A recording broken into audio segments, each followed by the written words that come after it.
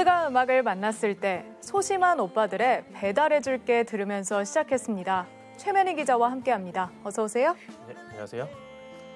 네, 다들 휴대전화에 배달 앱 한두 개씩은 깔아두고 사용하실 텐데요. 네.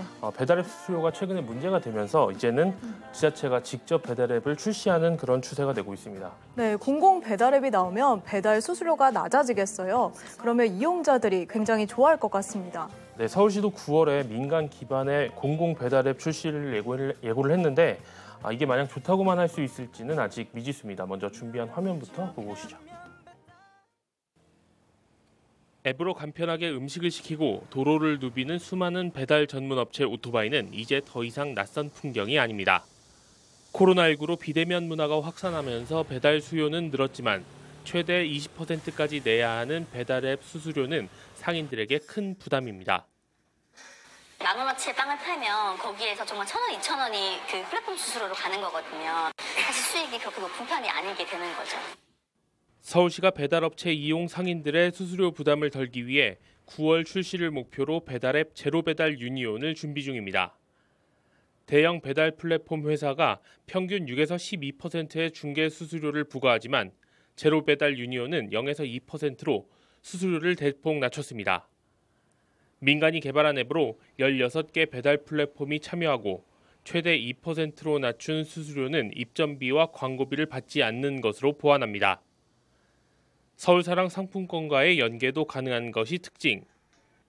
서울사랑 상품권으로 결제하면 업체는 신용카드보다 최대 2.5%포인트의 수수료를 절감할 수 있고 소비자는 구매 할인 포함 최대 20%의 할인 혜택을 얻을 수 있습니다.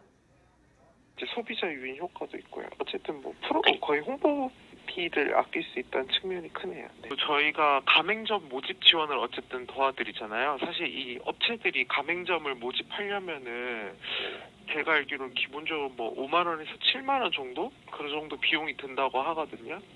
하지만 공공배달 앱을 바라보는 이용자의 시선은 곱지 않습니다. 분초를 다투는 배달업계 특성상 안정적인 서비스가 담보돼야 한다는 게 이유입니다. 자칫 앱 서비스가 불안정하면 소비자가 떠나는 것을 막을 수 없기 때문입니다. 또 기존 거대 플랫폼이 장악하고 있는 시장 상황에서 소비자 유입이 이루어질 수 있을지도 의문입니다. 저도 한번 해봤지만 주문도 안 들어오고 진짜? 그냥 이용률이 없어요. 손님들이 쓰기에도 그렇고 거기 여태까지 배달앱이 오래 되면서 축적된 데이터나 노하우 같은 게 있는데 그런 것들을 무시를 못할 거거든요. 고객들도 가맹점도 이용하기가. 여기에 공공의 지나친 시장 개입을 경계하는 목소리도 나오고 있습니다. 배달앱이 공공 영역에서 서비스할 수 있는 성격의 산업이 아닐 수 있다는 냉정한 평가도 필요하다는 지적입니다. 민간이 수익성이 작아서 안 하려고 하지만 고객을 위해서 필요한 영역을 찾아서 하는 거지. 이 수수료가 작을 수 있는 방안을 강구를 하지. 이미 민간에서 다 하고 있는 거를 들어가서 이렇게.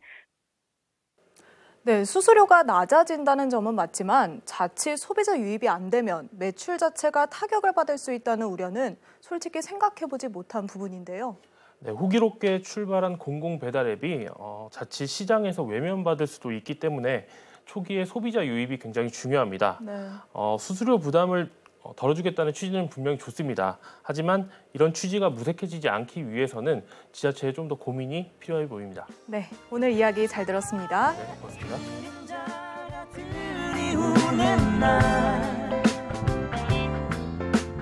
빛이 되어줄게요.